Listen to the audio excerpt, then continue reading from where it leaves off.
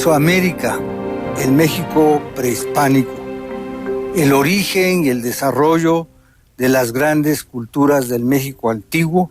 Ese es el tema sobre el que vamos a conversar en este programa. Para comenzar, le preguntamos a Rodrigo Martínez qué significado tiene el término revolución agrícola cuando hablamos de Mesoamérica, Rodrigo. Pues un significado central.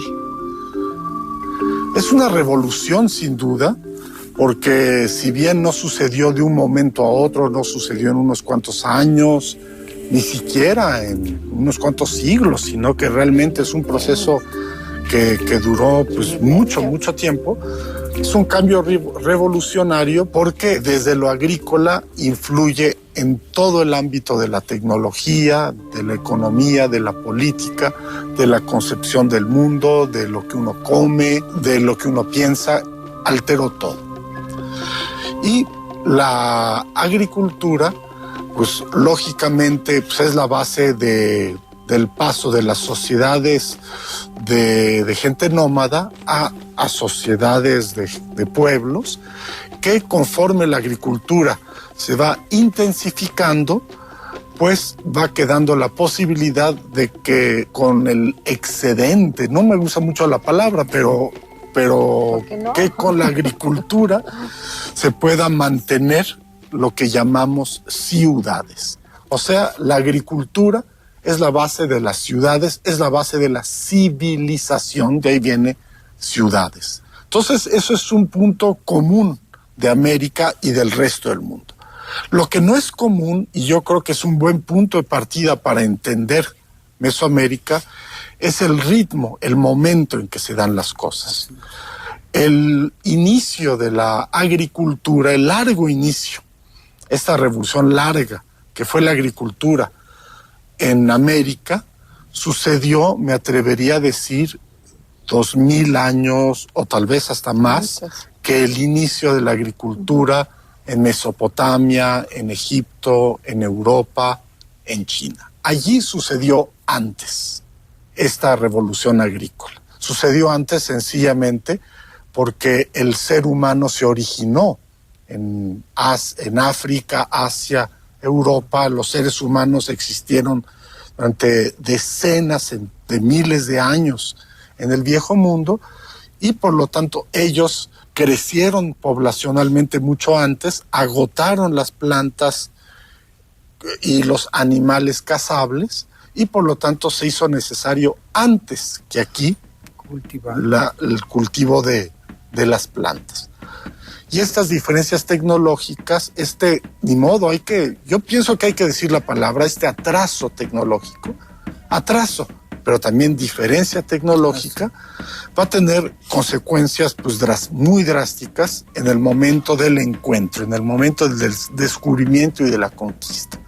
Por eso entendemos por qué ellos nos conquistaron a nosotros y no nosotros a ellos, por qué la conquista tuvo tantos efectos tecnológicos y demás sobre nosotros, más que sobre ellos, por esa diferencia tecnológica. Con esto quisiera aclarar que una diferencia tecnológica no es una diferencia cultural. ¿Qué mide la superioridad de una cultura? Pues yo no creo que sea ni la tecnología, yo creo que es la capacidad para ser felices. Ajá. Y esa cosa pues no se mide. Muy bien, pues eso nos da pie para conversar con Johanna Broda, que es una historiadora que ha trabajado también los campos de la antropología, la etnología, pero concretamente para ligarlo con lo que nos acaba de explicar Rodrigo, sería bien que nos conversara sobre los rituales agrícolas del calendario mesoamericano, que es uno de los campos donde tú has hecho nuevas e importantes aportaciones. Gracias, Enrique.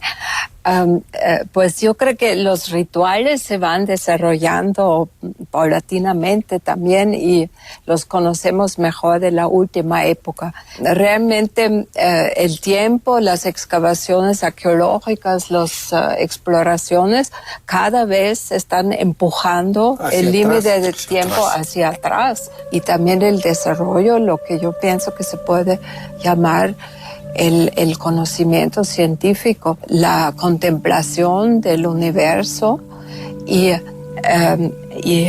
las primeras ciencias en todas las civilizaciones antiguas son la astronomía y las matemáticas, lo que se ha llamado la cosmovisión, como la observación sistemática y estructurada del cosmos y del lugar del hombre en el cosmos, implica una observación precisa de los fenómenos naturales. Ahora, la otra cosa tan interesante es que estos conocimientos se aplicaban en la arquitectura, en la planeación de los sitios, la orientación de sitios enteros. Las ciudades son ciudades cósmicas porque se supone que los querían integrar a su visión del cosmos. Entonces se observaba salidas del sol, lo que se llaman calendarios de horizonte, pero tiene muchos aspectos ese desarrollo de la astronomía y de la orientación de edificios de acuerdo a esos conocimientos que se habían obtenido en la astronomía. Y otros aspectos como yo he insistido mucho en, quizás podemos abordar eso después, en la geografía, el conocimiento de las montañas, de los volcanes, de los fenómenos meteorológicos y de la ubicación en el espacio, en el sentido de una concepción del espacio a nivel de todo Mesoamérica.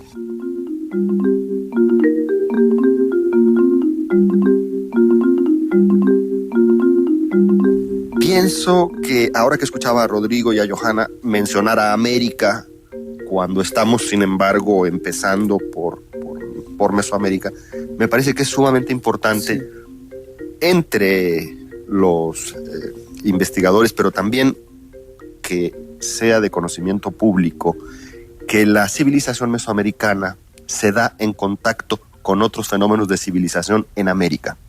Porque las comparaciones que hacemos con Europa o con Asia, pues son de civilizaciones que no se conocieron. Pero en el caso americano, sí hay un contacto histórico eficiente entre las diferentes regiones. Pueden ubicarse básicamente 3 grandes áreas de civilización en la América prehispánica.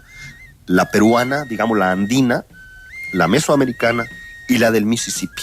Y las 3 en contacto constante desde una época muy temprana, a través del comercio a pie que permitía vincular estas realidades de civilización distintas. Entonces creo que esto es interesante para contemplar la civilización en América como un hecho que no exactamente como fue el Mediterráneo, que es más dinámico, pero que a la manera de otros casos de la historia mundial produce una relación entre los diferentes desarrollos de civilización que además se benefician mutuamente, porque hay indicios de que la iconografía religiosa mesoamericana tiene que ver con la peruana, que a su vez puede tener que ver con la amazónica. Y entonces